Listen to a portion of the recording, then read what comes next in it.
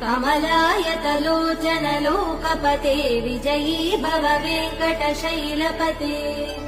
स चतुर्मुख षण्मुख पञ्चमुख प्रमुखाखिल दैवतमौलिमने शरणागत वत्सल सारनिधे परिपालय मां वृषशैलपते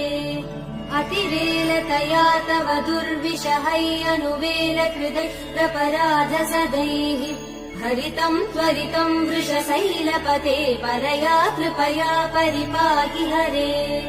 अधिवेङ्कटशैलमुदारमते जनताभिमतादिकदानरतात् परदेवदया गदितान्निगमै कमलादयितान् परं कलये कलवेणुरवावसगोपवधू शतकोटिवृतात् स्मरकोटिसमात् प्रतिवल्लविकाभिमदात् सुखदात् वसुदेव